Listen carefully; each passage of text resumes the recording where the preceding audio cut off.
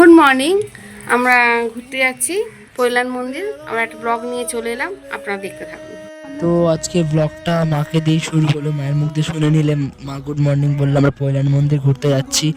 তো আমরা একটা গাড়িতে উঠে আমাদের গাড়ি ছেড়ে দিয়েছিল সকালবেলা। তারপর 2 ঘন্টা একটা লম্বা জার্নি করে আমরা পৌঁছে গেছিলাম আমাদের ডেস্টিনেশনে। আর ডেস্টিনেশনটা যে এতটা সুন্দর হবে, এতটা ওয়াও প্লেস হবে আমরা বুঝতে পারিনি। সত্যি পৈলান মন্দিরের জীবনে প্রথমবার এসেছিলাম, বাট ফার্স্টবারের এক্সপিরিয়েন্সটা অনেক ভালো হয়েছে। তো পৈলান মন্দিরের ভিতরে আমরা চলে যাচ্ছিলাম পুজো দিতে।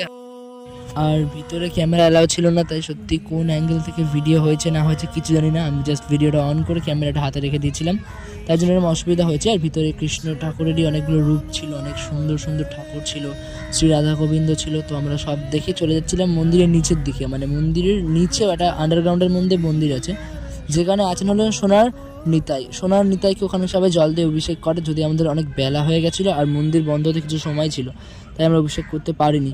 আর শুধু সোনার নিতাইটাই ছাড়া মন্দিরটার ভিতরেও অনেক সুন্দর সুন্দর স্ট্যাচু ছিল। আর তাছাড়াও মন্দিরটার ভিতরটা জাস্ট ওয়াও, একটা রাজপ্রাসাদের মধ্যেই পুরো মন্দিরটাকে সাজিয়ে রাখা। দারুণ দারুণ একটা মন্দির। তো মা আমার হাতে ক্যামেরা দেখে আবার আমার ইউটিউবে ব্লগে যোগ দিতে চলে এসেছে। আর আমার মা সত্যি ক্যামেরা শাই পার্সন নয়, আমার মাটা ক্যামেরা পার্সন। মা ফটো তুলতে ভিডিও করতে খুব ভালোবাসে।